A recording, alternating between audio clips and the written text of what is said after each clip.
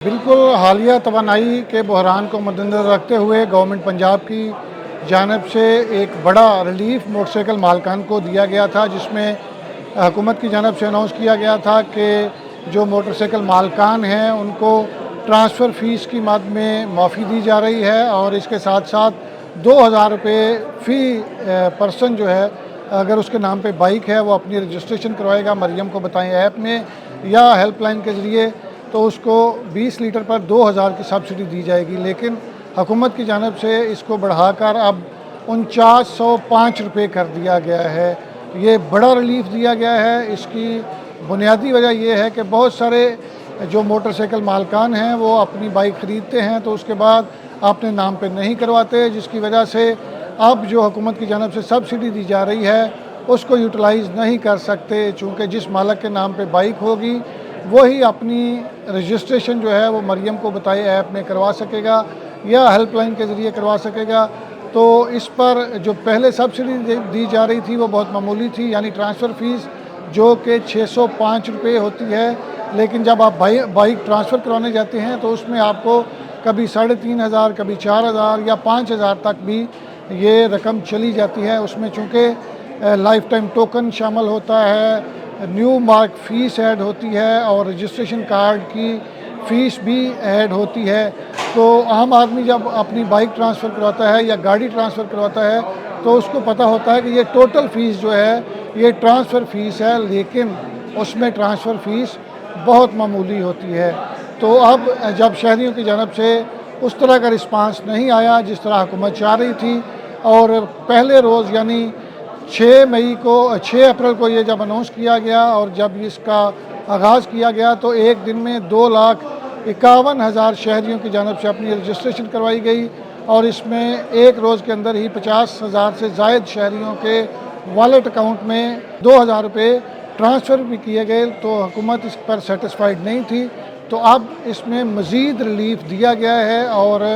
हुकूमत की जानब से ये अनाउंस किया गया है कि अब शहरियों से जो 1000 रुपया मार्क फ़ीस चार्ज की जा रही है वो भी नहीं ली जाएगी। 1300 रुपया आपके कार्ड का वसूल किया जा रहा था वो भी नहीं किया जाएगा, यानी आपको अब जो मज़ीद 2300 रुपये की सब्सिडी दी जा रही है, आप अपनी बाइक को फौरी तौर पर अपने नाम पर ट्रांसफ़र करवाएं। इससे एक तो आप ये जो हुकूमत की जानब से सब्सिडी का पैकेज दिया गया है उसको यूटिलाइज़ कर सकेंगे। दूसरा, बाइक आपके नाम पे होगी तो जो सिक्योरिटी इश्यूज़ होते हैं कि लोग आपकी बाइक की नंबर प्लेट्स या आपकी बाइक चोरी करके उसको मिसयूज़ करते हैं, उसका ख़ात्मा हो सकेगा। हुकूमत को एक माह में एस्टिमेटेड 20 करोड़ से